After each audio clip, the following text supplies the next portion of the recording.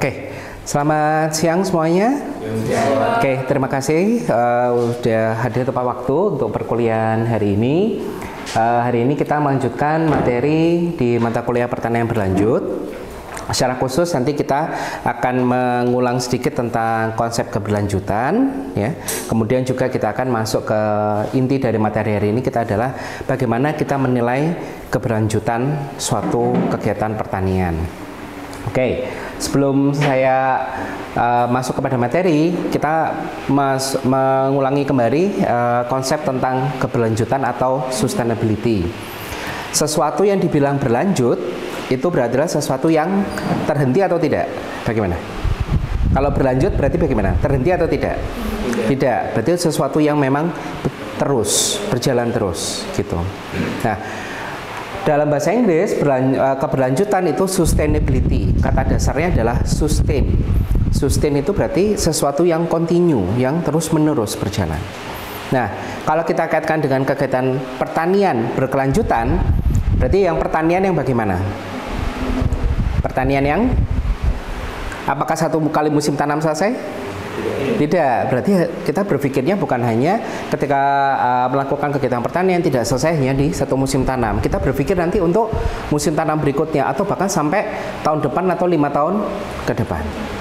Nah, kalau kegiatan pertanian sendiri utamanya itu apa sih? Kalian melakukan pertanian itu hasil apa yang didapatkan? Yang pertama, kalian bertani maka mendapatkan apa? Hasil tanaman kan? Nah, hasil tanaman itu apakah digunakan sendiri atau dijual? Bisa digunakan sendiri, bisa dijual. Pada intinya kegiatan pertanian itu kan kembali lagi ada suatu kegiatan ekonomi, ya. Jadi tidak berhenti bercocok tanam, selesai tidak. Kalau dapat misalkan itu digunakan untuk kebutuhan pribadi atau sengaja ditanam diusahakan untuk dijual. Rata-rata di sini orang tuanya petani. Iya, petani kan. Nah, berarti kan kalian melihat atau bahkan di dalam kehidupan kalian juga sudah terlibat di dalam kegiatan pertanian ini. Coba diingat-ingat lagi ketika kan pasti pernah bantu orang tuanya di kebun, di sawah. Ya. Pernah diajak ngobrol nggak? Kira-kira setelah ini mau tanam apa lagi gitu? Pernah? Biasanya tanam apa? Coba, Mbak, tanam apa Mbak orang tuanya Mbak biasanya? Jagung. Setelah tanam jagung, tanam apa lagi? Padi juga. Nah, itu kan semuanya maksudnya dibilang berkelanjutan itu adalah bagaimana kita berpikir kegiatan pertanian ini tidak selesai di saat ini, tidak selesai hanya untuk bulan ini atau tahun ini. Sudah berpikir mungkin 5 tahun ke depan bagaimana, 10 tahun ke depan bagaimana. Nah, kalau tadi saya bilang kegiatan pertanian itu adalah yang penting menghasilkan hasil dari tanaman yang diusahakan terus dijual, berarti kan ada nilai uang kan yang masuk di sini. Nah, idealnya kegiatan pertanian itu semakin lama semakin menguntungkan atau merugi? Kalau menurut kalian? Harus menguntungkan, ya kan? Kalau tidak menguntungkan, kira-kira petani di masa depan atau bahkan kalian sebagai petani muda mau nggak terjun ke pertanian? Enggak. Nah, makanya kita melihat bagaimana kegiatan pertanian itu bisa menguntungkan, ya, tidak hanya sekarang tapi untuk ke depan juga. Nah, menguntungkan atau tidak ternyata itu nanti dilihat dalam berbagai dimensi atau berbagai perspektif. Oke, nah ini yang akan kita bicarakan di hari ini. Oke, pertanyaan berkelanjutan bukan merupakan suatu keharusan, ya, tapi sudah menjadi rohnya dari kegiatan pertanian untuk memenuhi yang namanya SDGs atau Sustainable Development Goals. Pernah dengar nggak SDGs? Belum? Belum ya. Oke, nanti kita sedikit mengulas tentang SDGs itu. Jadi Sustainable Development Goals itu adalah suatu konsep. Ini kita bicaranya suatu negara ya, negara itu kita bicara Indonesia. Pemerintah Indonesia kan punya presiden, ada wapres, ada menteri, ya kan, sampai ke kepala daerah. Nah, semuanya ini punya program kerja. Program kerjanya mengacu kepada Sustainable Development Goals atau tujuan hidup yang berkelanjutan. Ketika seseorang mau hidup dengan layak, Apakah dia hanya harus punya uang? Orang hidup layak harus punya uang nggak? Saja? Tidak. Apalagi? Apa Mas kira-kira? Pendidikan. Terus? Pengalaman. Ayo yang paling dasar aja. Kalian tidur di mana? Di rumah. Berarti kan harus ada punya rumah kan? Punya tempat tinggal dulu. Nah, hal-hal mendasar itulah yang kalau kita mau bicara sebagai seseorang nanti, ini rata-rata ada yang mau kerja PNS enggak? Ada ya kan? Nah, PNS itu kan bekerja bukan buat diri sendiri, tapi kita melayani masyarakat. Kita berhasil sebagai PNS kalau masyarakatnya sejahtera. Nah, sejahtera itu apa saja? Sejahtera itu ya maksudnya hidup dengan layak, punya penghasilan layak, bisa mendapatkan pendidikan yang baik, kesehatan, punya tempat tinggal yang layak juga. Nah, semua itu adalah namanya indikator atau dimensi atau perspektif kita melihat apakah kehidupan itu sudah baik. Sama dengan pertanian berkelanjutan ini. Suatu pertanian bisa dikatakan berkelanjutan bukan hanya yang penting dapat uang. Tapi kalau yang penting dapat uang, misalkan panen pertama dapat 10 juta, panen kedua dapat 5 juta. Dapat uang nggak? Sama-sama dapat uang kan? Tapi yang kedua uangnya lebih kecil. Berarti sustain nggak? Berkelanjutan tidak? Tidak. Nah itu. Jadi perlu dipahami yang namanya berkelanjutan itu bukan kondisinya semakin jelek atau tetap, harus lebih baik. Itu konsepnya dari berkelanjutan. Nah, sebagai mahasiswa pertanian ya, meskipun teman-teman nanti akan menyandang gelar SARL ya, Sarjana Arsitektur Lanskap, tapi kan fakultasnya pertanian. Kalian harus paham atau paling nggak pernah membaca Undang-Undang Nomor 22 Tahun 2019 tentang sistem budidaya pertanian berkelanjutan ya. Karena itu adalah namanya undang-undang itu kan peraturan ya. Kalau peraturan tertinggi kita apa? Undang-undang. Ayo, peraturan tertinggi kita apa? Undang-Undang Dasar 1945. Setelah itu baru undang-undang, ya kan? Nah, undang-undang khusus pertanian itu saat ini yang kita punyai adalah Undang-Undang Nomor 22 Tahun 2019, ya. Semua peraturan tentang pertanian itu mengarahnya kepada undang-undang itu tadi. Baik. Nah, ini tadi saya bilang bagaimana kita menilai suatu kegiatan pertanian itu berkelanjutan atau tidak, sustain atau tidak. Minimal kita lihat dari 3 perspektif. Tadi yang pertama jelas perspektif ekonomi, jelas kan ya. Nah, yang kedua perspektif sosial. Ada yang dari Kalimantan di sini? Masih Kalimantan? Kalimantan mana? Kalimantan Selatan. Ada perkebunan sawit? Ada. Di sawit sering terjadi konflik atau tidak? Sering. Oke. Di sawit, perkebunan sawit sering terjadi konflik. Secara ekonomi menghasilkan kan ya? Ada. Tapi kalau ada konflik sosial, hidupnya nyaman atau tidak? Tidak. Maka kedua muncul di situ dimensi sosial ini. Ya. Dimensi sosial. Tadi ekonomi sudah, bahwa kegiatan pertanian harus menguntungkan, hasil komoditas yang ditanam harus bisa dijual dan mendapatkan nilai ekonomi. Ekonomi saja nggak cukup, harus ada sosial. Sosialnya harus terjamin. Kesehatan harus terjamin. Tadi pendidikan tadi ya harus terjamin. Punya rumah yang layak harus terjamin. Keamanan, ya, merasa aman, tenang tinggal di tempat itu juga harus terjamin. Nah, baru yang ketiga adalah lingkungan. Jadi kalau kegiatan pertanian itu dari 3 hal ini, ekonominya bagus, sosialnya bagus, lingkungannya, kegiatan pertanian tersebut tidak merusak lingkungan, berarti kita bisa katakan pertanian tersebut sudah pertanian yang berlanjut atau sustain. Jadi minimal dilihat dari 3 hal itu tadi. Nah, ada banyak teori ya di dalam dimensi keberlanjutan. Ada yang dibilangnya pilar seperti ini. Jadi kalau salah satunya tidak ada, maka bangunannya bisa jatuh atau roboh. Ada yang dia model segitiga karena ini adalah keseimbangan. Ada yang dia modelnya adalah diagram Venn seperti ini, bahwa ekonomi baru sosial dan yang terakhir itu lingkungan gitu. Nah, ada juga yang menggunakan irisan seperti ini. Jadi keberlanjutan itu potongan antara sosial, ekonomi dan lingkungan gitu. Model manapun tidak masalah, tapi yang menunjukkan penting bahwa adalah kalau kita bicara suatu pertanian itu berkelanjutan harus dilihat dari dimensi ekonomi, dimensi sosial, dan dimensi lingkungan. Minimal 3 ini. Kenapa saya bilang minimal? Karena sekarang sudah ada dimensi yang lain. 10 tahun lalu sudah ada drone belum? Belum. Sekarang sudah ada drone kan? Nah, drone emang cuma dipakai apa? Foto, selfie gitu? Enggak. Kalau di pertanian kira-kira drone dipakai apa?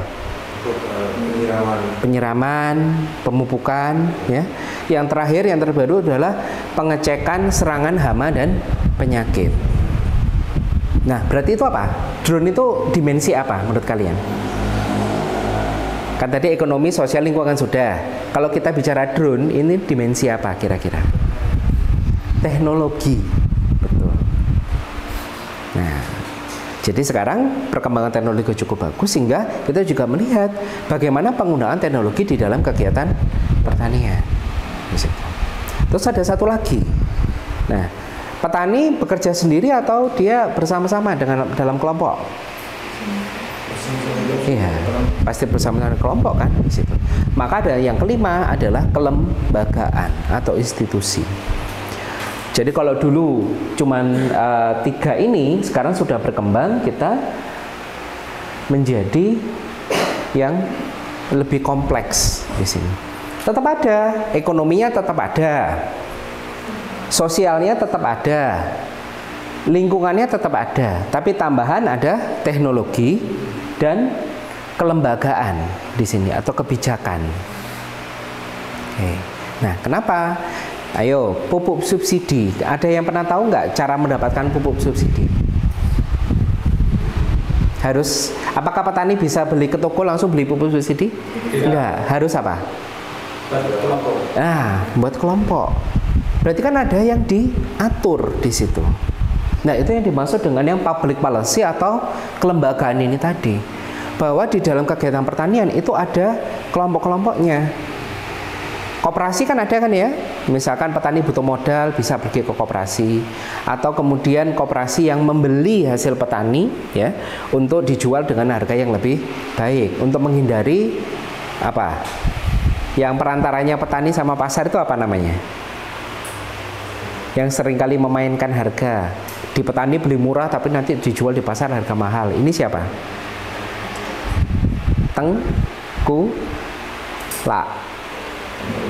Tengkulak ya, atau tengkulak itu bahasa Indonesia kan, tengkulak itu middleman. Jadi middleman atau tengkulak ini biasanya dia itu ke petani dibeli harga murah ya, karena pada saat itu petani butuh uang. Seringkalinya kan gitu. Seringkali tengkulak-tengkulak ini keliling melihat, oh kalau di Jawa Timur sini ya lebih banyak itu kalau nggak padi, bawang merah itu ya, atau sayur-sayur itu dilihat, oh ini sudah siap panen gitu. Terus didekati petaninya, Pak, kalau bahasa Jawa gitu ya, jenengan lagi butuh uang enggak gitu. Ya namanya orang kan pasti selalu butuh uang gitu. Tapi menunggu hasil panen yang masih 1 bulan lagi, kadang dia sudah kepepet. Ya sudah, saya beli aja Pak sekarang, ditebas istilahnya kalau orang Jawa itu. Dibeli harga murah, tapi kemudian dijual ke pasar ya sesuai dengan harga pasaran. Yang rugi petani. Nah, untuk mencegah itu makanya kita ada institusi atau kebijakan tadi di situ. Perlu diatur supaya petani tidak merugi dengan harga jual yang terlalu rendah di situ. Nah, itu tadi ya beberapa take point dari keberlanjutan tadi ya. Sustainability bisa jadi kondisi stabil tapi jangka panjang, tidak menurun ya. Ingat tadi kalau kita mau yang sustain berarti kita harus lebih baik, tidak bisa menurun ya. Kemudian ada pertumbuhan dan juga tidak ada kerusakan yang terjadi di dalam kegiatan pertanian. Oke, nah ini saya akan cerita sedikit tentang tadi saya singgul SDGs dan MDGs. Nah, dulu sebelum tahun 2010 itu dikenal kebijakan MDGs, Millennium Development Goals. Tapi ternyata Millennium Development Goals ini itu ternyata hanya berlaku untuk negara-negara yang sudah maju. Bagi negara yang masih berkembang, ya, itu tidak bisa diterapkan Millennium Development Goal ini. Sehingga berubahlah dari Millennium Development Goal menjadi Sustainable Development Goals.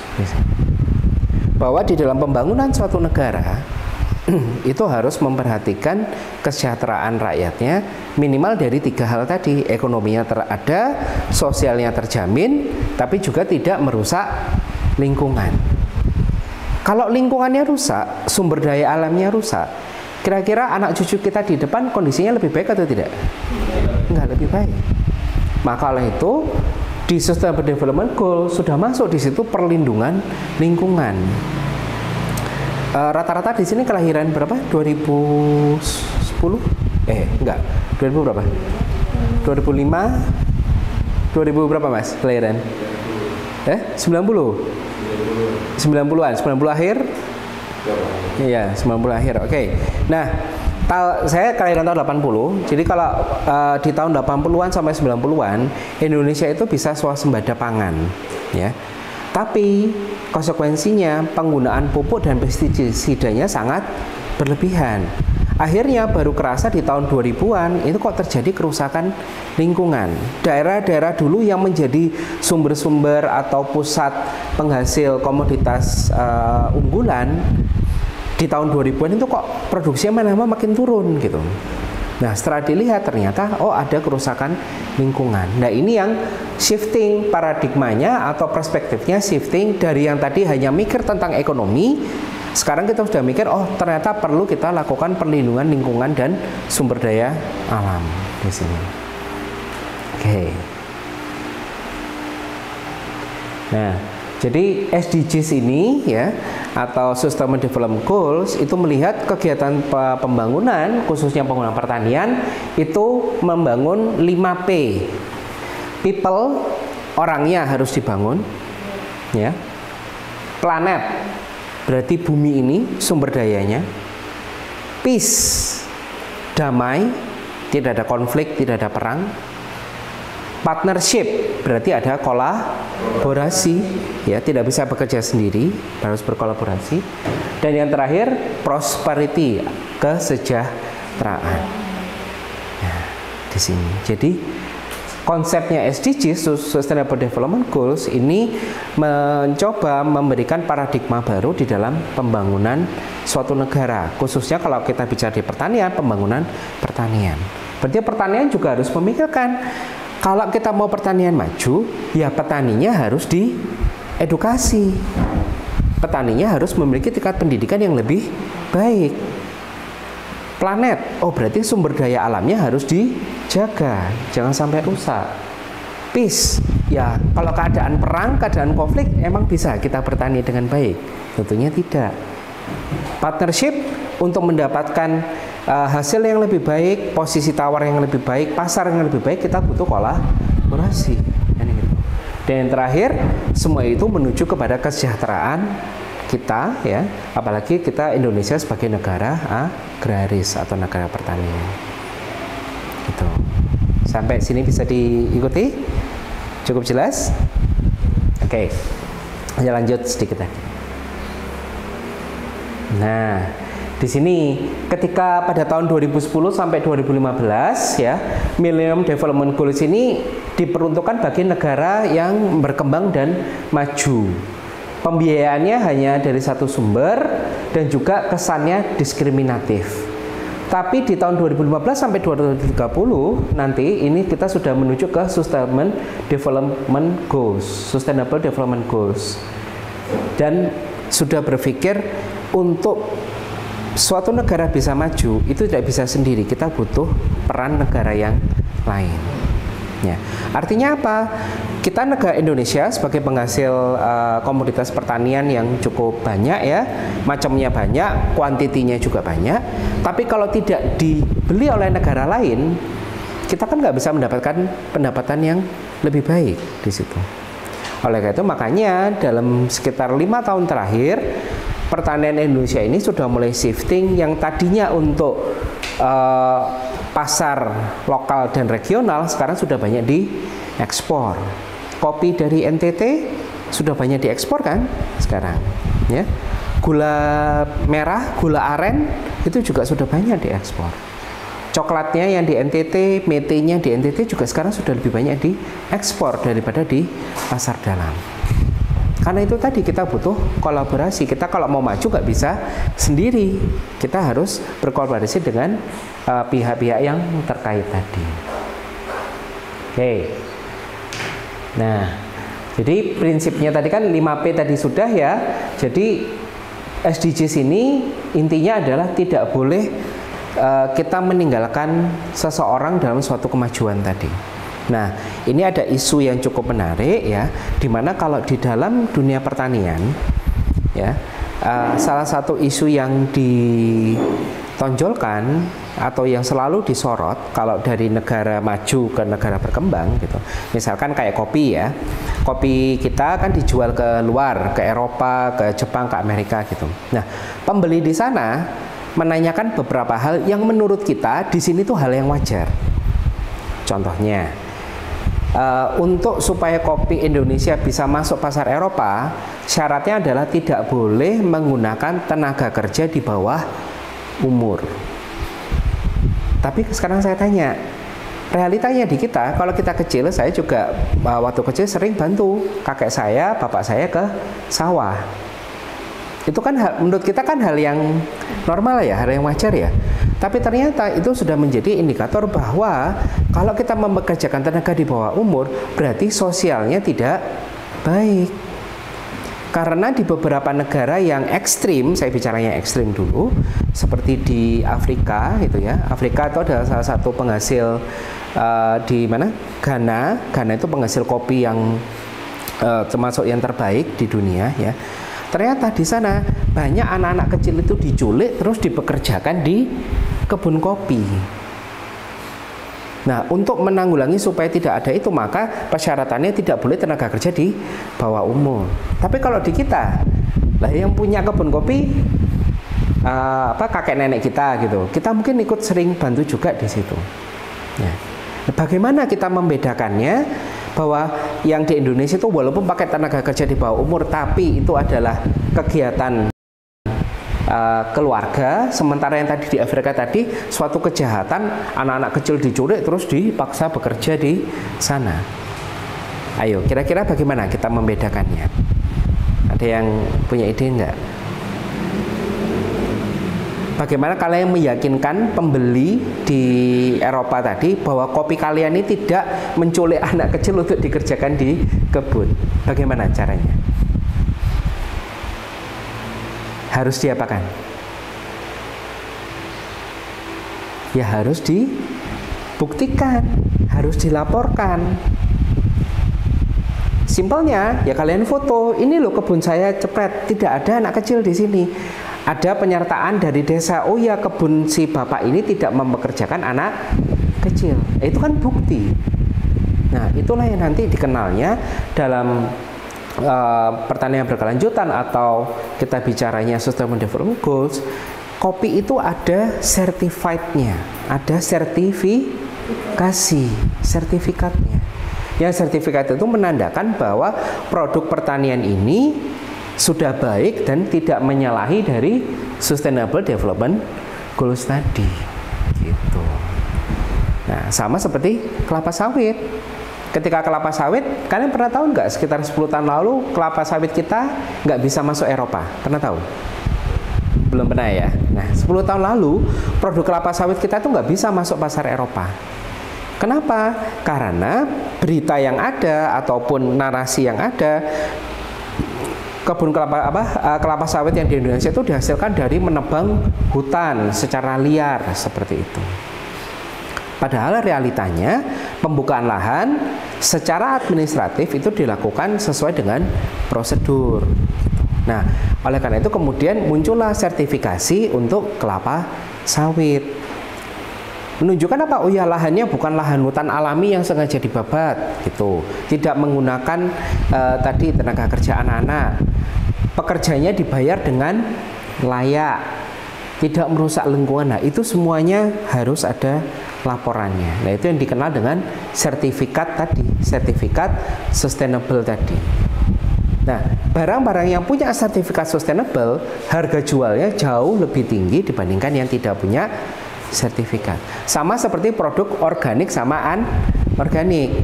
Kalau kalian pergi ke Superindo atau ke Indomaret terus ada yang sayuran organik lebih mahal nggak? Ya. Kenapa lebih mahalnya? Karena ada label organik tadi yang membuktikan bahwa sayuran atau tanaman ini bersih dari pestisida. Nah, orang tuh mau memberi mahal dengan jaminan itu tadi. Nah, sama dengan yang sustainable product ini tadi. Oke. Nah, untuk berikutnya nanti kita akan bicara lebih detail. Jadi ini Sustainable Development Goals itu ada pilar pembangunan sosial, ekonomi, lingkungan, dan tata kelola. Ada 17 tujuan di dalam Sustainable Development Goals. Yang ke-17-nya ini sangat terkait juga dengan kegiatan pertanian, ya. Di antaranya tanpa kelaparan. Tanpa kelaparan berarti kan juga kita pertanian harus menyediakan bahan pangan, ya kan? Kehidupan sehat dan sejahtera. Bahan pangannya bukan hanya harus ada tapi juga bergizi di situ, ya. Kemudian ada pekerjaan layak dan pertumbuhan ekonomi di sini. Ada lagi juga air bersih dan sanitasi yang layak. Penanganan perubahan iklim dan ekosistem daratan. Jadi kegiatan pertanian itu bukan hanya kalian bertanam terus dipanen terus dijual. Ternyata punya peran di dalam tercapainya Sustainable Development Goals ini tadi. Oke, ya. Jadi itu mungkin yang bisa saya sampaikan untuk kali ini, ya. Mungkin nanti sebagai tugas tambahannya, nanti silahkan mendownload dokumen Sustainable Development Goals ini di internet dalam bentuk PDF, itu ada reportnya, ya. Dan coba kalian menyambungkan kegiatan pertanian itu tadi terlibat dalam goals yang mana atau tujuan yang mana. Ini ada 17 goal, ya. Kira-kira pertanian itu masuk yang mana saja gitu. Nah, itu nanti dibuatkan dalam bentuk rangkuman sederhana, ya. Dan itu nanti kita bahas untuk kegiatan minggu depan. Oke, sebelum saya tutup mungkin ada pertanyaan lain? Cukup jelas? Ya. Semoga bisa menambah wawasan dan pengetahuannya, ya. Ini membekali kalian untuk bisa mempersiapkan diri nanti sebagai sarjana pertanian dan sarjana institut terlengkap yang lebih memiliki wawasan yang luas. Oke, terima kasih atas perhatiannya. Kalau itu sampai jumpa lagi minggu depan. Selamat siang semuanya.